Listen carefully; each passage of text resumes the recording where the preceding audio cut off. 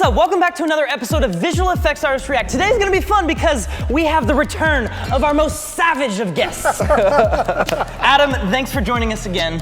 Man, I'm still on a high after the last time on the couch. Us too. Just like Well, I wasn't here. we zoomed from your hospital. I felt like I was part of your child's birth. You were, kind of. Well, Adam, I'm glad you're back today because we got some more stuff for us to check out together. I'm really excited. Nothing's more fun than this kind of conversation to me.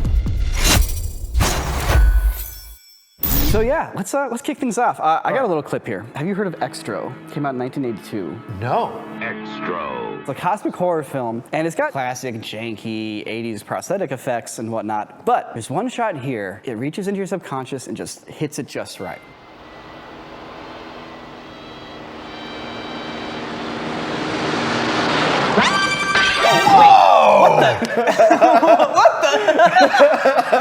That car's reaction is not proportional to how weird that thing looks. I really like this because it's like the right amount of like seeing it. Right. And, like movement, right? It's like frozen and then it moves. Like, wait, it's alive? Yeah, and the movement is sort of graceful, Yeah. which is not pleasant. As you can probably tell, just a person who's, basically on their back with their hands and their feet, on the ground. Oh, I couldn't tell that at all. Oh, really? I was still trying to figure out what it was. Oh, that's lovely. The back, Oh, now I see it. Yeah, Okay. The backward knees look so gnarly, but all he did was basically just put the mask on the back of the person's head. And it's like that little creative addition. Like, just put the face here and let them stand weird. Like, Every frame you remove might make it even a little more scary. It's like it's a very specific amount of time to get the effect to land and then get out. Feels like a bad VFX shot. But it's not, But it's actually real. They're also driving my very first car, which is a Volvo 245 DL station wagon. Last time we were on the couch, I really enjoyed blowing your minds about Blade Runner. Yes. And how the reason I think it's still as superior to almost everything after it is because everything's in camera. And I wanted to add to that discussion.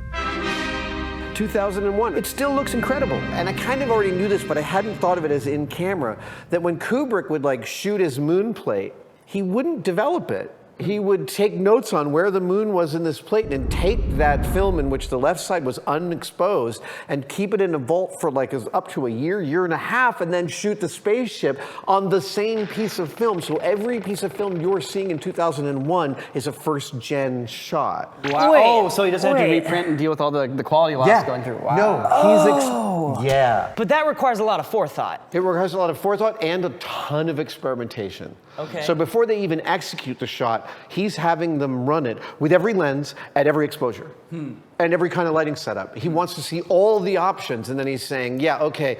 So a really good one is the ship flying past the moon, where you see the moon so crisp and clear. That's it. Okay, so those are shot at two separate times.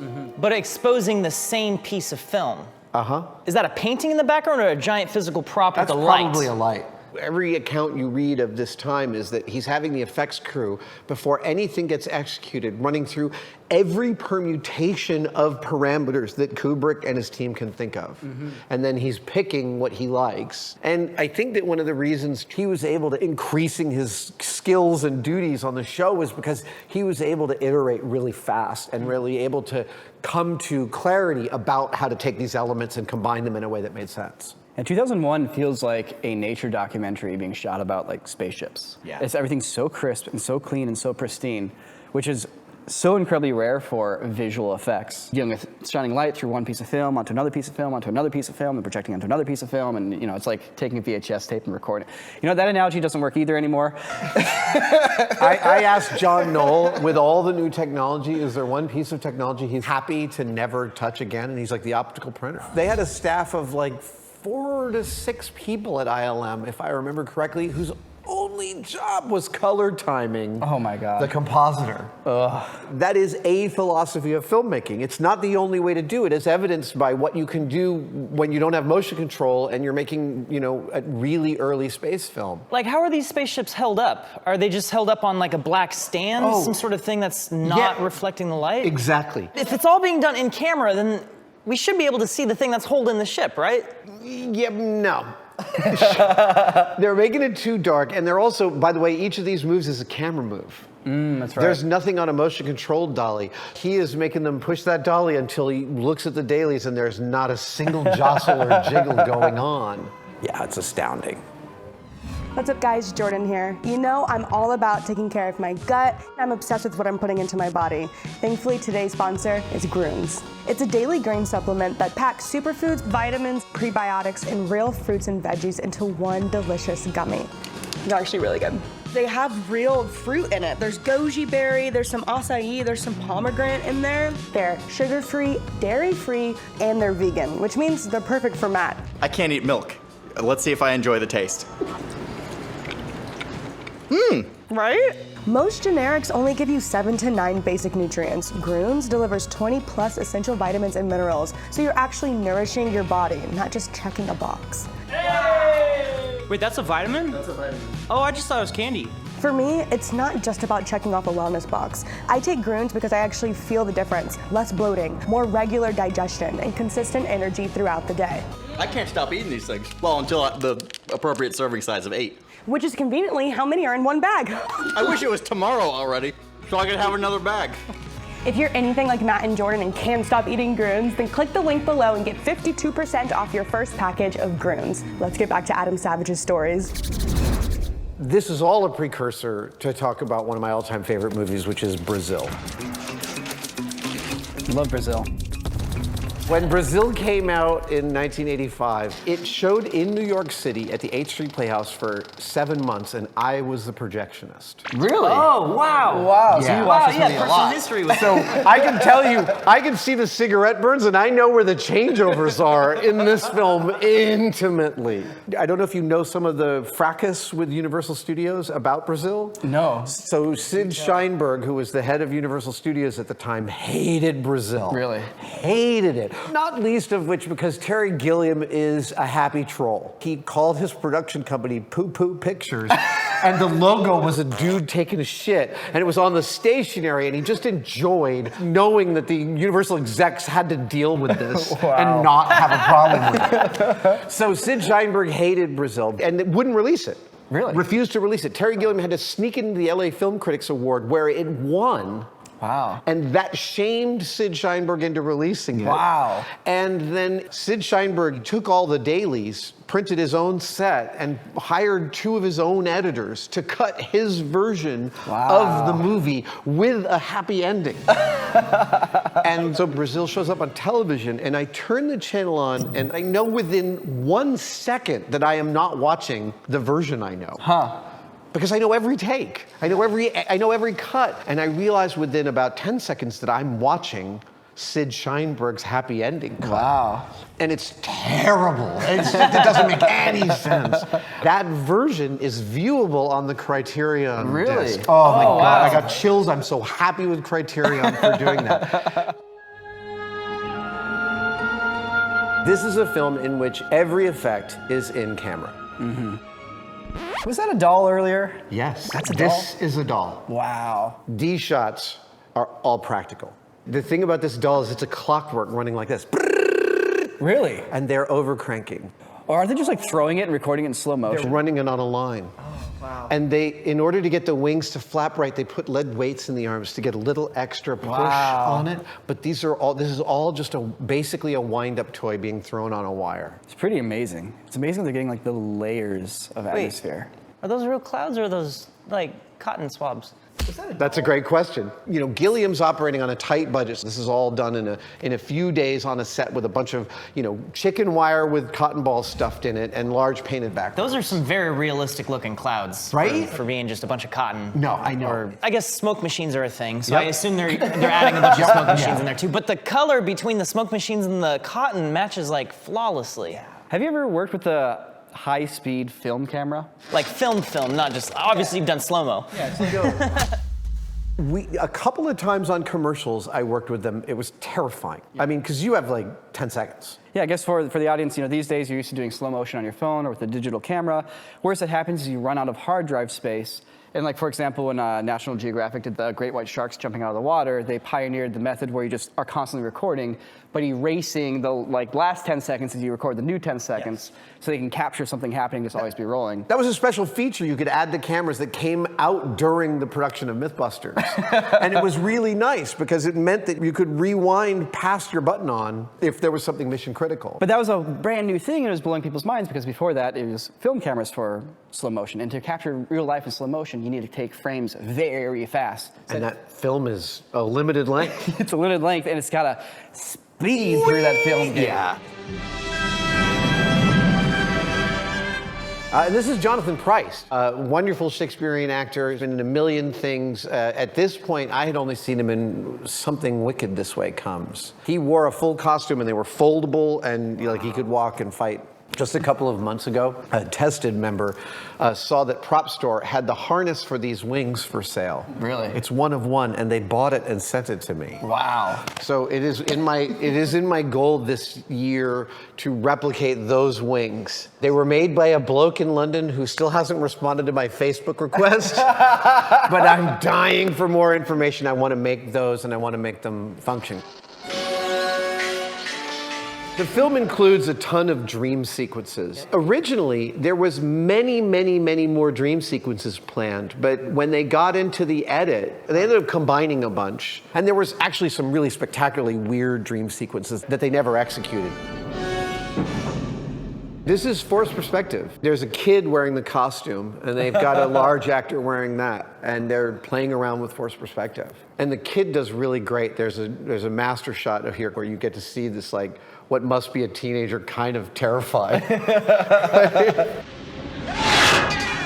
This. Oh, the flames shooting out of his foot. Yo, wait, how they do that? I think they were using real gas. I think they're piping it through. When it's like some metals to kind of get that, that color. Yeah, exactly. And this samurai suit is all covered with electronics, right? It's the modern world that he's fighting. That's what's really going on. Oh, I see it now. They're like little greebles on his skirt. Listen, kid, we're all in this together. This is a perfect mix between live action set and a miniature. This is a live action set, and they probably shot a miniature to composite it in, right? What I'm not getting is when he jumps up on the side there, I thought the comp was basically everything on the actual balcony and everything outside No, it's of the also balcony. the balcony. But, but then he jumps up on top of it, so that means the background is in camera too, Yeah, at least behind the actor. It must be. I wonder if it's just a crazy painting. It could be. And then Robert De Niro clips up, and then watch this shot.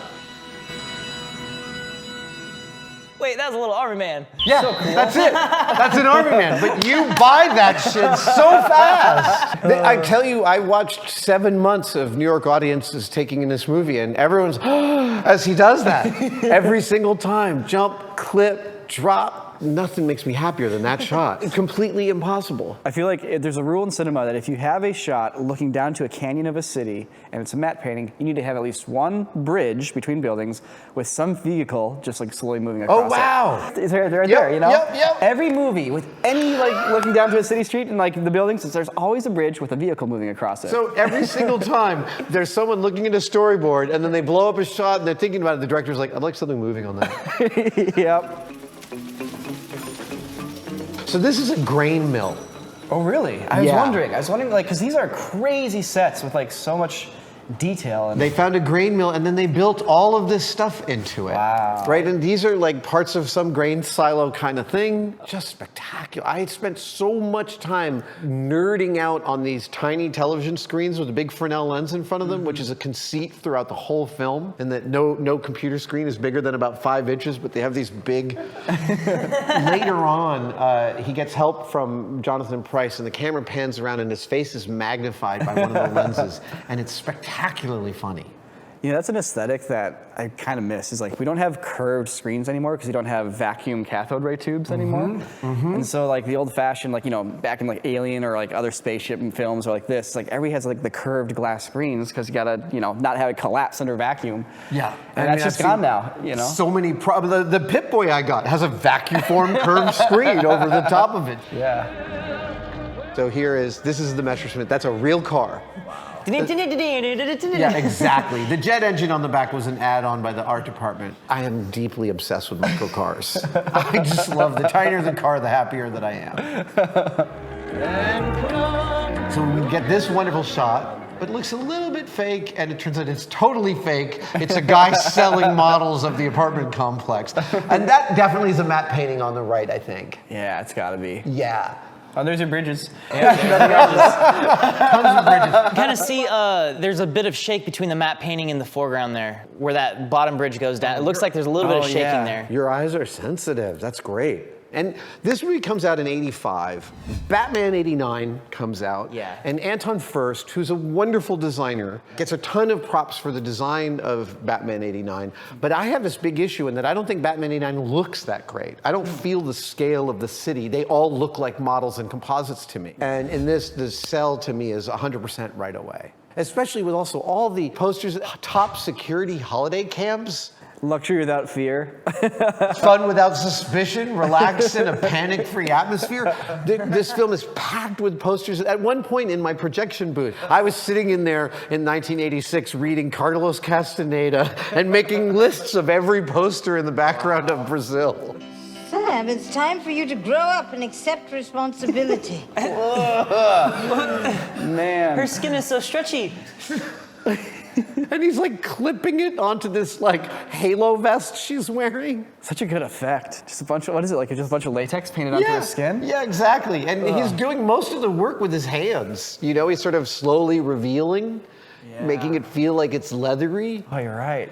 And Katherine Hellman drooping that left eye is so perfect. So when he's grabbing it, is he slowly revealing more of it? He's not actually stretching. He's kind of slowly giving some slack. Exactly. Gotcha. Yeah, you're right. He's got it all folded up in his hands. He brings his thumbs in to kind of give himself a little bit of grip. I guess if he just pulled, you just pull it right off her face. Yeah.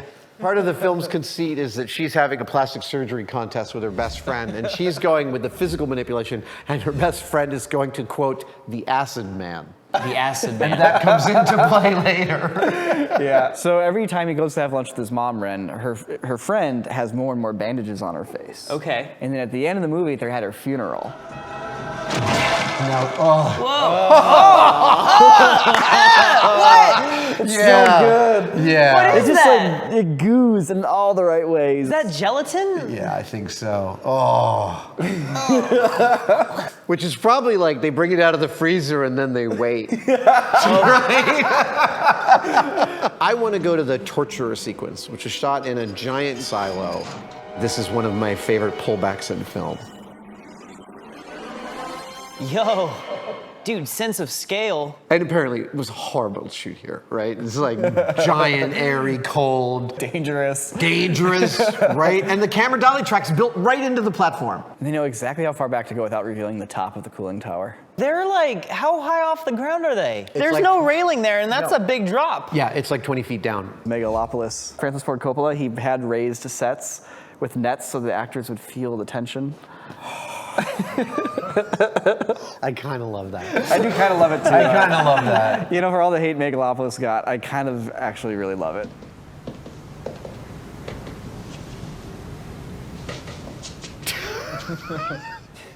Right? Another unbelievable shot. I feel like that just really works because of that extreme wide angle and then getting really close to the lens. It's so spooky. And the babies have shown up in the dream sequences earlier, and then he gets up and Sam knows it's him. Oh man. I'm curious if we can see like the scoring on the mask before it Little cracks. bit. Oh yeah, you can see, yeah. They've done makeup. So it's like, what kind of a charge would bust that open? That's not an actual like explosive charge, is it? No, but I mean, a squib is just, you know, a little bit of black powder in a tight little bag. You could tune that to kind of anything you want. If you put a piece of metal behind it, it's just coming straight out. And again, you know, when we pause it, we can see the hole that it's going to come out of. But you're never going to notice that. And I love that it covers the camera, by the way, long before Quaron. Long before Children of Men, Terry Gilliam was there. Who would think of spotlights? I love that idea. Yeah, and not hitting the camera guys. Yeah. And I think these are special forces guys that actually did this. Really? Yeah, they did this as a tape. Wait, for real? Yeah. What? Yeah. I thought maybe this was like more army men. No, I think this is They're it's actual absolutely army practical. They're totally doing that. Given the scope and the scale, you could never build this ever in a million years. And if you tried to CG it, I submit that the realism of this surpasses any kind of CG that you could achieve with this. Yeah, think challenge. Challenge. No, you're right. You're right. Things as simple as like the spotlights doing this while guys are shooting their guns and putting smoke in front of that. That's like days of headaches for a visual effects team. Right, their shadows showing up. And you can just hear it's like because you have like at the edge of the spotlight is chromatic aberration as light's coming out of the spotlight lens and that creates that blue fringe. And it's like even little things like that are hard to do with CGI. It's just like you start having to stack all these things on top and like you're losing the ability for the director to just get in there and like get a shot, be like, that's a great shot. Wait, do it again, go over there, do this now. That's an even better shot. Like you can't do any of that. Can you imagine how much setup for that one pan down? It'd be nerve-wracking. They're totally nerve-wracking. And you gotta wait till tomorrow to see if it works. The bullet in the eyeglass, that was Sergei Eisenstein. This was the first time in film that an action was just one shot and another shot and you put the physicality together. We don't see her get shot. We see her face come into frame with a bullet hole in her eyeglass. And then we cut to that falling down the stairs and we put it all together. That was the Russians figuring out, oh, you didn't have to shoot everything like a play. You could actually build a new visual language in which we show pieces and your brain connects the dots and puts it together. The young film aesthete in me was so delighted to be like, oh, Eisenstein! The Russians were doing really important crap back then. It's crazy what the Russians were doing. Russians and magicians. Really? Yeah, well, it was magic halls and magicians that were commissioning the first moving pictures and showing the first moving pictures because it was effectively a gag at the time. I did not realize that. And that's why Méliès, the Going to the Moon guy, he was a magician before he made those films. That makes so much sense. A magician's absolutely keyed into what are the important parts of what you're seeing and what do you not need to worry about. Yeah. Oh, good plunger. What is the function of a plunger when blowing up TNT? When you hit a plunger, what you're hitting is the winding of a generator. So a generator is nothing but a motor that you're running in reverse. And so it's copper wires, and as you spin them around a magnetic field, they create current. And so on a generator, as you're pushing down, it's creating current, but there's nowhere for that current to go. So it builds, builds, builds until you hit the bottom, at which point you connect your current to the wires that go to your explosive blasting cap. Oh, interesting, okay. And so it's basically like a capacitor dump. I didn't know this until I bought a plunger and took it apart. And I was like, oh, that's how it works. It's like those little flashlights you wind up to get charged. Yes, yeah. Just like a shukunk. Remember when Bart turns on the automatic flashlight on his bicycle and every pedal just makes it like a I actually used my plunger during Savage Builds to detonate some explosives. Heck yeah. And I think this is a miniature. It's gotta be. Yeah. Yeah. And what a spectacular shot for a miniature. Love the chunks. Of course, shot in slow-mo to make it seem bigger. But also that lighting change. Yeah. With lighting up the back of the building, this is spectacular. You know that there's gotta be another charge up to the right that's off screen giving that brief flash. It might not even be a charge. Could be a light, you're right. Right, it could just be a strobe that they pop. Oh. No, it feels like it's connected to that charge up on the upper left, but it might not be the charge on the upper left. Each of these explosions that we're seeing in this sequence is a totally different kind of explosion. I think Gilliam is saying, okay, I want a fireball over here, I want to shoot sparks over here, and pyros are nothing but recipe makers, right? They're like, okay, how far do you want it to spit? Do you want a column of spit, or would you like a wide shower of sparks? I can do anything. And so I think he's picking and choosing from a menu here. But this, like, it keeps going. It cuts away in the movie, but then it comes back and, like, more explosions happen, and it's the same shot. Those cannons of sparks shooting out, that's a bespoke order. That's the director being like, here's how I want this to look. This movie creates so much of a world that is complete and feels large and small at the same time. It feels small because it's dystopia, and like, nobody can escape this dystopia, but it also feels expansive and like you're in a real place. Yeah. Its aesthetics are are still part of what I think of about machines and how we interact with them. As a commentary on late stage capitalism, this is par excellence. In 2008, and I had a wonderful breakfast with Terry Gilliam and his daughter, who plays his daughter in this movie. And I got to tell Terry something he didn't know, which was we showed that movie for 7 months because we kept selling out. Every weekend, we sold out both evening shows, Friday, Saturday, and Sunday. And that was, as long as it was lucrative, we're going to hold on to it. Yeah, keep going. Every single sold out show included at least one person stomping out and raged. And yelling at us, the staff. That's just commie bullshit, like getting super mad. So I got to tell Terry that, and he was like, oh, thank you. I was just like so happy that this movie landed so hard and pissed the right people off, right? That's awesome. It's better to have somebody be angry at your work than have no reaction at all. Yeah. Right, no, he was making this movie specifically to piss those folks off. He doesn't want to preach to the choir.